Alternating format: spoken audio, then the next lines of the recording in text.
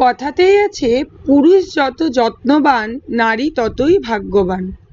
আর আমি মনে করি আমিও সেই নারী, যে আমি খুবই ভাগ্যবতী, কারণ এরকম একটা স্বামী পেয়েছি। বেশ কিছুদিন ধরেই এই 43-44 ডিগ্রি টেম্পারেচারে ডিউটি করে বাড়ি ফেরার পর আমার শরীরটা খুবই খারাপ হয়ে পড়ছে, খুবই মাথা যন্ত্রণা হচ্ছে। আর 2-3 দিন ধরে আমার খুব জ্বরও ছিল, কিন্তু জ্বর কমে গেলেও আমার মাথা যন্ত্রণাটা কিছুতেই কমছে না। অনেক ওষুধ খাওয়ার পরও আমার এতটাই মাথা যন্ত্রণা হচ্ছে যে আজ আমি ডিউটি থেকে বাড়ি ফেরার পরে রীতিমতো বাচ্চাদের মতো কান্নাকাটি শুরু করে দিয়েছিলাম। আমি এই মাথা ব্যথা কিছুতেই সহ্য করতে পারছিলাম না। তো আমার বর সেটা দেখে আমাকে বলল যে, বউ দাঁড়াও, আমি তোমার এই মাথা যন্ত্রণা কমানোর একটা চেষ্টা করছি।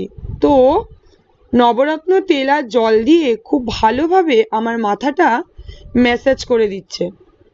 আর ও এত সুন্দর করে অনেকটা সময় ধরে মাথাটা ম্যাসাজ করে দিল, আমার অনেকটাই রিলিফ মনে হলো, মাথা যন্ত্রণাটা অনেকটাই কমে গেছিল।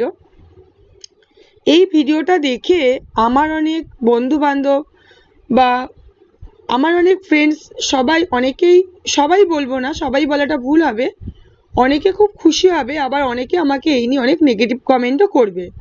সত্যি কথা বলতে আমি নেগেটিভ কমেন্ট ছোটবেলা থেকে কোনোদিনই পাত্তা দিইনি। আমার যেটা সঠিক মনে হয়েছে, সৎ পথে আমি সেইভাবেই জীবনে এগিয়েছি।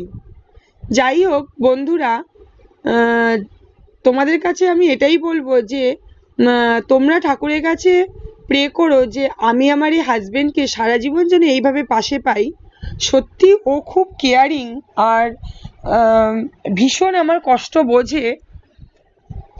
অনেকে আবার ভাববে যে ছেলে মানুষ হয়ে মেয়েদের এইভাবে যত্ন করছে, তাহলে হয়তো ছেলেরা অনেকটা ছোট হয়ে গেল। যাই হোক, আমাদের দুজনের মধ্যেই এরকম কারোরই মানসিকতা নেই। ও তো সম্পূর্ণ আলাদা রকম মানসিকতার ছেলে। ও ভীষণ কেয়ারিং, ভীষণ যত্নবান।